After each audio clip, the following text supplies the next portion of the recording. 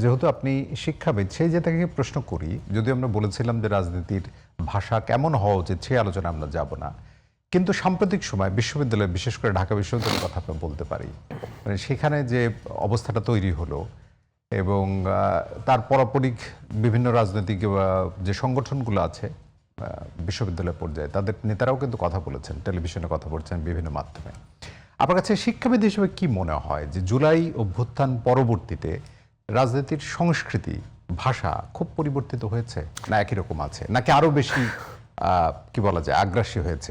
যে শব্দগুলোর প্রয়োগ হয়েছে, অনেক শব্দ তো বাবা মার সাথে বসে শোনা যায় না, অনেক শব্দ বাবারা সন্তানদের সাথে বসে শুনতে পারেন না, এমন জঘন্য ভাষা ক্যাম্পাসে স্লোগানের নামে তৈরি হয়েছে। যে ব্যক্তিটি দেশে ছিলেন না 17 বছর, তাকে নিয়ে যে কটূক্তি করা হয়েছে, সেগুলো কি গ্রহণযোগ্য?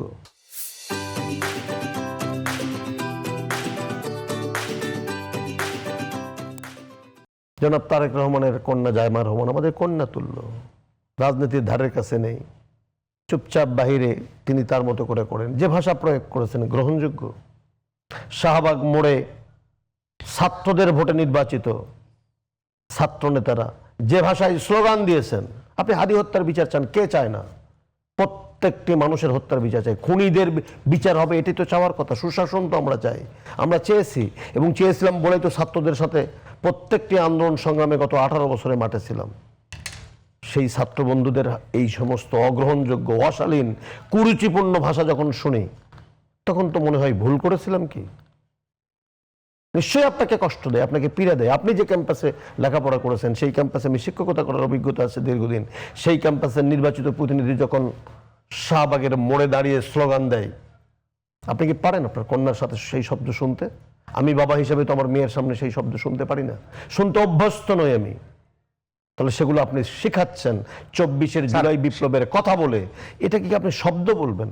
এটাকে আপনি ভাষা বলবেন? এটা তো হতে পারে না, হওয়া উচিত নয়, এবং এগুলো বন্ধ করা উচিত। আপনার সাথে 100% এর বেশি একমত যে এই ধরনের ভাষা বা এই ধরনের কি বলা যায় আক্রমণাত্মক যে আচরণ, সেটি গ্রহণযোগ্য নয়। এখন এর দায়ভার আসলে কার? এর দায়ভারটা কি পুরোপুরি রাজনীতির উপরে দেবেন, রাজনীতিবিদদের উপরে দেবেন? এবং আপনারা যেহেতু শিক্ষাবিদ, আমাদের গুরুজন, অভিভাবক, আপনাদের কাছ থেকেই তো আসলে শিক্ষাগুলো নেওয়া, দেখেন দায়িত্বগুলোকে পরিপূর্ণভাবে পালন করা। এখন শিক্ষক হিসাবে তো আমাদেরকে দায়িত্ব নিতেই হবে, যেহেতু তারা আমাদের ছাত্র। তবে দেখেন, একজন সন্তানের প্রথম বিদ্যাপীঠ কিন্তু তার পরিবার। আপনি কোন ভাষা প্রয়োগ করবেন আর কোন ভাষা প্রয়োগ করবেন না, আপনি কাকে সম্মান করবেন, কাকে সম্মান করবেন না, কাকে শ্রদ্ধা করবেন, কাকে শ্রদ্ধা করবেন না, এটা প্রথম শেখে একটা সন্তান তার পরিবার থেকে।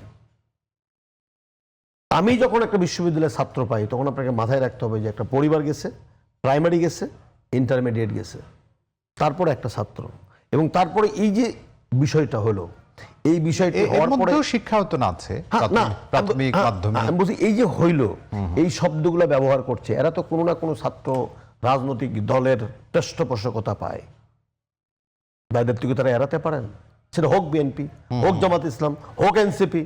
তার ছাত্র সংগঠন যখন ঢাকা বিশ্ববিদ্যালয়ের এই চত্বরে, যেখানে ভাষা আন্দোলনের সূতিকাগার, 69-এর আন্দোলন, 6 দফার আন্দোলন, স্বাধীনতা সংগ্রাম, এবারের 24, কত গৌরবোজ্জ্বল ইতিহাস, যে ইতিহাসের সব্বরে প্রফেসর জোহা স্যার জীবনে রক্ত দিয়ে ছাত্রদেরকে রক্ষা করে গেছেন, সেই ক্যাম্পাসে এই সমস্ত শব্দ উচ্চারণ হবে আর তাদের মুরব্বী নেতারা কোনো কথা বলবেন না।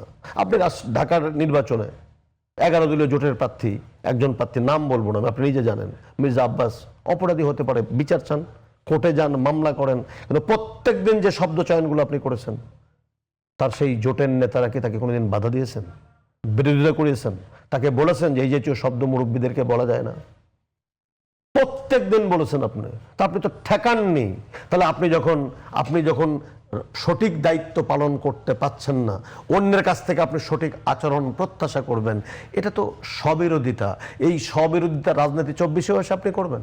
মানুষ কিন্তু বুঝে যায় যে কোনটা সঠিক, কোনটা ব্যাঠিক। কালকে একটা কথা বলি, রাজনীতি সেকেন্ডের মধ্যে, যে এই এসএসসির পরীক্ষা প্রশ্নপত্র ফাঁস হয়েছে, বাজারে বিক্রি হচ্ছে।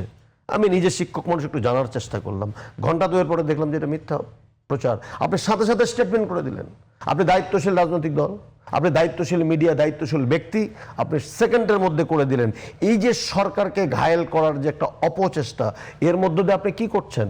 জাতিকে আপনি একটা ভুল মেসেজ দিচ্ছেন যে আপনি মিথ্যা প্রোপাগান্ডার সাথে আপনি জড়িত হচ্ছেন। আপনি শুধু রাজনীতিবিদকে ঘায়েল করছেন না, বা আমার যে সমস্ত সন্তানরা, এই লক্ষ লক্ষ সন্তানরা পরীক্ষা দিচ্ছে, তাদেরকে আপনি দ্বিধার মধ্যে ফেলছেন, তাদেরকে আপনি শঙ্কার মধ্যে ফেলছেন, তাদেরকে আপনি এক ধরনের কনফিউজিং সিচুয়েশনের মধ্যে ফেলছেন। এই ফেলার মধ্য দিয়ে তাদের কাছে যে রাজনীতিবিদ হিসেবে আপনি ঘৃণিত হচ্ছেন, সেটাকে আমরা একবার চিন্তা করছি।